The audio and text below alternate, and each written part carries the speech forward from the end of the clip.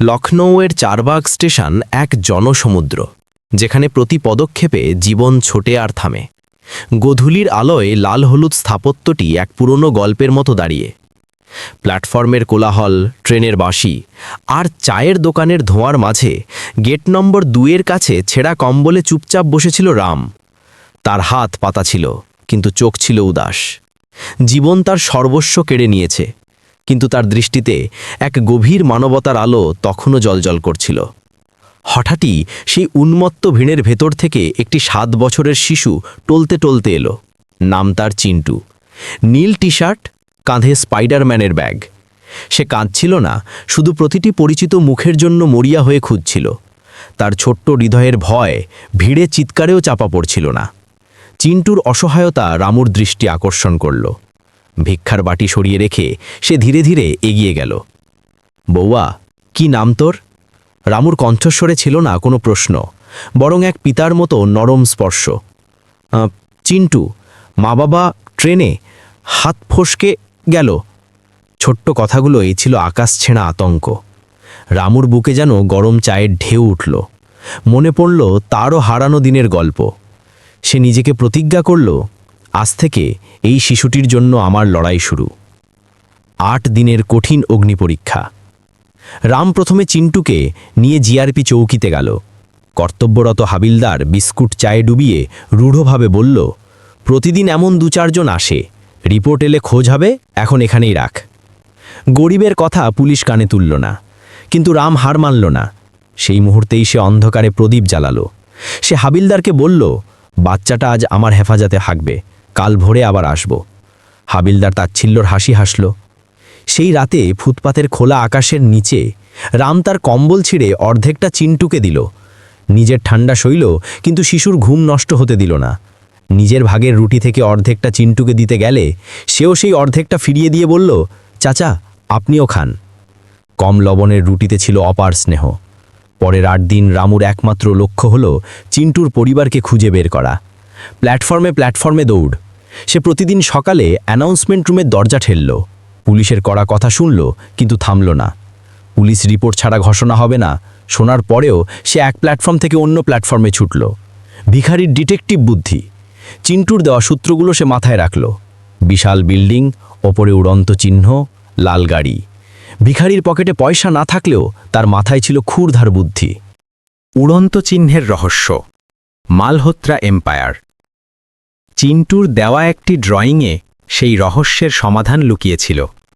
এক বিশাল উঁচু বিল্ডিং, নিচে দামি গাড়ি, আর ছাদে উড়ন্ত ডানার মতো লোগো।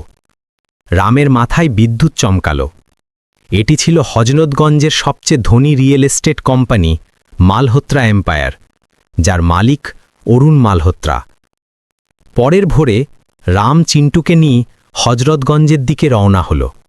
বাসের ভাড়া ছিল না, কিন্তু স্টেশনের এক চাওয়ালা উদারতা দেখিয়ে ভাড়াটা দিয়ে দিল।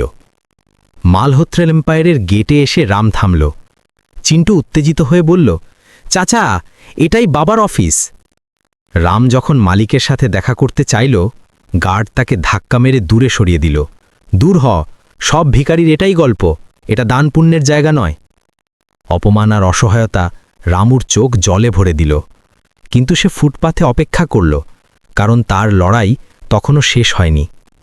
সন্ধ্যার দিকে যখন লাল রঙের দামি গাড়ি থেকে অরুণ মালহোত্রা নামলেন, চিন্টু চিৎকার করে উঠল, বাবা, বাবা। রামও গলা ফাটিয়ে চেঁচালো, সাহেব, আপনার সন্তান, আপনার ছেলে। কিন্তু বডিগার্ডদের ভিড়ে রামুর আওয়াজ চাপা পড়ে গেল। গার্ডরা তাকে আবার ধাক্কা মেরে ফেলে দিল। হাতে চোট লাগল, হৃদয় চূর্ণ হল, কিন্তু রামুর কণ্ঠস্বর ভাঙল না। গাড়ি চলে গেল, আর রাম চিন্টুকে বুকে জড়িয়ে ধরে ফিসফিস করে বলল, মাফ করে দে বাবুয়া, চাচা কাল আবার চেষ্টা করবে। যতক্ষণ না তোমার মা বাবার কাছে পৌঁছাচ্ছি, হার মানব না। শেষ মুহূর্তের অলৌকিকতা এবং মানবতার জয়। পরের দিন ভোরবেলা রাম আর অপেক্ষা করল না। অফিস খোলার সাথে সাথেই সে গেটের ভেতর ঝড়ের বেগে ঢুকে গেল। গার্ডরা তাকে টেনে বের করার আগেই সে চিৎকার করল, অরুণ মালহোত্রা সাহেব, আপনার সন্তান আজ আমার কাছে, শুধু একবার আমার সাথে দেখা করুন। ঠিক সেই মুহূর্তে লিফট থেকে নিচে নামছিলেন অরুণ মালহোত্রা। তার চোখে তখনও সন্তানের সন্ধানে ক্লান্তি ও উদ্বেগ। চিন্টু অরুণকে দেখেই দৌড়ে গেল। বাবা! চিন্টু এবং অরুণ, জীবনের সবচেয়ে মূল্যবান আলিঙ্গন। ভিড় স্তব্ধ, সবার চোখে জল। কিছুক্ষণ পর অরুণ মালহোত্রা সেই ধুলো মাখা ছেঁড়া পোশাকের ভিখারি রামের দিকে তাকালেন। চোখে ছিল অপার সত্য আর মানবতা। তিনি রামকে জড়িয়ে ধরলেন। ভাই, তুমি আমার সন্তান নয়, আমার পৃথিবী ফিরিয়ে দিয়েছ। তুমি কে? রাম মাথা নিচু করে বলল, আমি এক ভিখারি সাহেব, শুধু একটি দায়িত্ব পালন করছিলাম। 8 দিন হয়ে গেল, এখন ফিরে গেলাম। অরুণ রামের হাত শক্ত করে ধরলেন। না রাম, যে মানুষ 8 দিন ধরে আমার সন্তানের জন্য নিজের সব ত্যাগ করেছে, সে ভিখারি নয়, সে দেবতা। অরুণ তৎক্ষণাৎ ঘোষণা করলেন, আজ থেকে রাম আমার পরিবারের সদস্য। তার জীবন, তার মেয়ের স্বপ্ন, সব কিছুর দায়িত্ব আমার। রাম কিছুতেই কিছু নিতে চাইল না। সে শুধু বলল, আমার জয় শুধু এতটুকু যে বাচ্চা তার বাড়ি পৌঁছেছে। চিন্টু রামের গালে চুমু দিয়ে বলল, চাচা, আপনি আমার hero. Trophy, the Lucknow life saviour. 2 সপ্তাহ পর অরুণ মালহোত্রা এক জমকালো অনুষ্ঠানের আয়োজন করলেন। Humanity hero award. রামকে মঞ্চে ডাকা হল। হাজার হাজার মানুষের করতালি। অরুণ ঘোষণা করলেন, একজন মানুষের পরিচয় তার পোশাক বা সম্পদ নয়, তার হৃদয়ের স্পন্দন। রাম তা প্রমাণ করেছেন। তার সততা আমাদের শেখালো যে মানবতা কখনো দরিদ্র হয় না। রালের হাতে তুলে দেওয়া হলো trophy, the Lucknow life saviour. কিন্তু আসল উপহার ছিল অন্য। অরুণ ঘোষণা করলেন, আজ থেকে ভারতের প্রতিটি বড় রেলওয়ে স্টেশনে আমরা রাম হেল্প ডেস্ক প্রতিষ্ঠা করব, যেন কোনো শিশু আর একা না থাকে। রামের চোখ থেকে জল ঝরতে লাগল। তার মানবতা এখন হাজার হাজার অসহায় শিশুর আশ্রয়স্থল হতে চলেছে। সেই রাতে চিন্টু তার রাম চাচার বুকে মাথা রেখে বলল, চাচা, এখন আর কোনো বাচ্চা কাঁদবে না তো? রাম তাকে বুকে জড়িয়ে ধরে ফিসফিস করে বলল, না বাবুয়া, যতদিন রাম বেঁচে আছে কারো নিষ্পাপতা একা হবে না। এভাবেই একটি ভিখারির গল্প শেষ হল, যেখানে মানবতা নিজের বিজয় ঘোষণা করল। উপসংহার, মানবতার পুরস্কার। 2 সপ্তাহ পর দিল্লির আবহাওয়া বদলাচ্ছিল, কিন্তু আসল পরিবর্তন কারো জীবনে এসেছিল। সাধন এখন সেই পুরনো ভিখারি ছিল না। সে এখন আহমেদ চ্যারিটেবল ট্রাস্টে আনুষ্ঠানিকভাবে কাজ করছিল। এমন একটি ট্রাস্ট যা হারিয়ে যাওয়া শিশুদের তাদের পরিবারের সাথে মিলিয়ে দেওয়ার কাজ করত। মিকু প্রতিদিন স্কুল ছুটির পর সবার আগে সাধন চাচার সাথে দেখা করতে আসত। নতুন নতুন কথা বলত, গলায় জড়িয়ে ধরত। জাবেদ আহমেদ সাধনের মেয়ে কাজলের জন্য সেরা স্কুলে ভর্তি করালেন। সাধন এবং তার স্ত্রী থাকার জন্য একটি ছোট পরিষ্কার ঘরও দেওয়া হলো, যার দেয়ালে শান্তির গন্ধ ছিল। প্রথমবারের মতো সাধনকার স্ত্রী এবং মেয়েকে খিদের চিন্তা ছাড়া ঘুমোতে দেখল। প্রথমবারের মতো সে নিজেকে মানুষ বলে অনুভব করল, বোঝা নয়। একদিন সন্ধ্যায় জাবেদ একটি জমকালো অনুষ্ঠানের আয়োজন করলেন, হিউম্যানিটি হিরো অ্যাওয়ার্ড, মানে মানবতা বীর পুরস্কার। মঞ্চে আলোর মাঝে সাধনকে ডাকা হলো।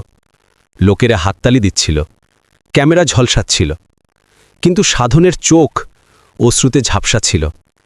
তার কাছে যেন এসব কোনো স্বপ্নের মতো লাগছিল। জাবেদ মাইক ধরলেন, একজন মানুষের পরিচয় তার কাপড় দিয়ে হয় না, তার হৃৎস্পন্দন দিয়ে হয়।